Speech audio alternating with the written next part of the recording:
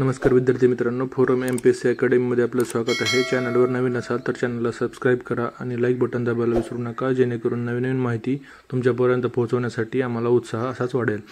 तर आता आपण बघा आजच्या व्हिडिओला सुरुवात करूया। व्हिडिओ शेवटपर्यंत बघा, जेणेकरून तुम्हाला सर्व माहिती मिळेल आणि आपल्याला सध्याच्या परिस्थितीची जाणीव होईल। MPSC कंबाईन 2024 ची जे ॲड पब्लिश होणार आहे बघा, पण ह्याच्यामध्ये असा मुद्दा आहे की PSIची वय वाढवून मिळावं अशी मागणी सध्या वेगवेगळ्या टेलिग्राम चॅनलवर काही विद्यार्थी करताना दिसत आहेत। मागणी रास्त आहे, मागणीला कोणाचाही विरोध नाही आहे, पण हे लक्षात घ्या, कारण राज्यसेवेचा तुम्हाला अनुभव आहे। राज्यसेवा 2024च्या वेळेस काय झालं होतं, 28 एप्रिलची एक्झाम कशी पुढे होत गेली, काय काय सिच्युएशन येत गेली, काय काय मागणी होत गेली आणि ती मागणी मंजूर होण्यासाठी कसा वेळ लागला, आयोगानं कसा त्याच्यावर विलंब केला आणि शेवटी एक्झाम कोणत्या कारणानं पुढे गेली हे सर्वांना माहीत आहे। तर आपण आजच्या व्हिडिओमध्ये जाणून घेणार आहोत की त्याच्यावरचे उपाय काय करावे लागतील। तर आपण चला बघूयात काय काय सिच्युएशन काय आहे, म्हणजे मागणी काय आहे आणि त्याच्यावर उपाय काय आहेत। तर कंबाईनची ॲड 2024ची येण्यासाठी 8 ते 10 महिने ऑलरेडी उशीर झालेला आहे। म्हणजे 2024 हे वर्ष विद्यार्थ्यांचं कंबाईनची तयारी करणाऱ्या हे पेटीमध्ये खर्च करून असंच गेलेलं आहे। म्हणजे 25 उजाडते बघा परीक्षा देण्यासाठी, जाहिरात जर 24 मध्ये आली तर आणि त्याच्यामध्ये आता आपण एक मुद्दा आलेला आहे की PSIचं वय वाढून मिळावं, 2 वर्ष मिळावं, पण आपल्या ह्याच्याला विरोध नाही आहे। आत्ता ॲड प्रसिद्ध झाली आणि नंतर वयवाढीचा मुद्दा उपस्थित झाला तर आयोग ह्यासाठी खूप विलंब लावणार आहे। जसे की त्यांनी कृषीच्या जागा ॲड करण्यासाठी लावलेला वेळ बघता, म्हणजे 28 एप्रिलची एक्झाम वेगवेगळ्या कारणानं पुढे गेली आणि आपण जी आत्ता मागच्या वेळेस जी एक्झाम पुढे गेलेली आहे, जरी त्याला बँकिंगचं कारण दिलेलं असलं तरी सर्वांना माहिती आहे की कृषीच्या जागा ॲड होण्यासाठीच विद्यार्थ्यांचा रोष होता। आयोगानं कारण वेगळं दिलं आणि त्या जागा ॲड झाल्या, जागा ॲड व्हाव्या ही सर्वांची भावना होती। पण असंच सेम परिस्थिती आता कंबाईनच्या बाबतीत झालेली आहे।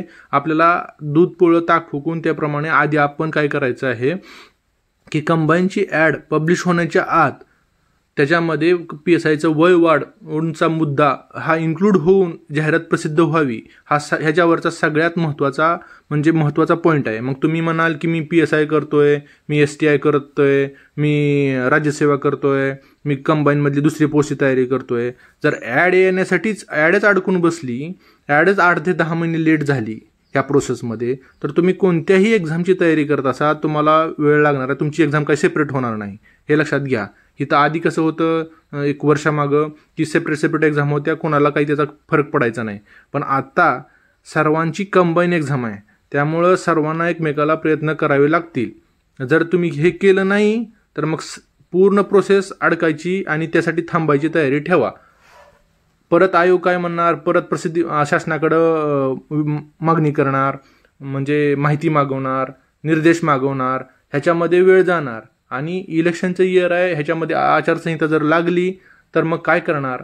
आणि शासनच हे इस्टॅब्लिश व्हायला, गव्हर्नमेंट नवीन यायला किंवा जुनं गव्हर्नमेंट यायला, कोणीही येऊ द्या, त्याच्यामध्ये वेळ लागतो, त्यांच्या प्रायोरिटी चेंज होतात, नवीन गव्हर्नमेंटच्या प्रायोरिटी चेंज होतात। आत्ताच्या प्रायोरिटी ज्या आहेत त्या वेगळ्या राहतात आणि निवडणूक झाल्यानंतरच्या प्रायोरिटी वेगळ्या राहतात। तर आत्ता तुम्ही PSI करत असाल किंवा काही करत असाल किंवा नसाल किंवा राज्यसेवाच करत असाल तरीही तुम्हाला कंबाईनच्या विद्यार्थ्यांनी राज्यसेवेच्या वाल्या विद्यार्थ्यांना आणि स्पेसिफिक कृषीवाल्या विद्यार्थ्यांना सपोर्ट केलेला आहे। जिथं उपोषण केलेलं होतं, जिथं मागणी केलेली होती, आंदोलनं केलेली होती, तिथं सर्व ठिकाणी तुम्हाला कंबाईनच्या विद्यार्थ्यांचा मोठा मॉब आहे, त्याचा फायदा सर्वांना झालेला आहे। फायदा करून घेतला, मग तुम्हाला त्यांचं काहीतरी परतफेड करणं गरजेचं आहे सध्या, नाहीतर असा आमचा काही संबंध नाही, आम्ही राज्यसेवा करतोय असं चालणार नाही। हे तुम्हाला असं एकदा म्हणता येईल, पण नंतरच्या तुमच्या जागा वाढाय राज्यसेवेच्या वेळेस, ह्या वेळेस ते ट्विटर वॉर ज्या वेळेस होतं त्यावेळेस सरळ काढता पाय करताना दिसतात म्हणजे राज्यसेवा करणारे विद्यार्थी, हे बरोबर नाही बघा।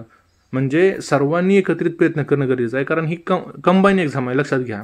तुम्ही कोणत्याही, म्हणजे तुम्ही MPSC करत असाल ना, MPSC करत असाल, UPSC करत असाल, एक लाईक किंवा एक ट्विट करण्यासाठी किंवा त्याला रिट्विट करण्यासाठी किती वेळ लागतो, ते करणं गरजेचं आहे। तर ती मागणी जोरात होताना दिसेल, निवेदनं द्या, जे तुम्हाला कुठलाही टेलिग्राम चॅनल अपील करेल तर त्याला प्रतिसाद द्या ना।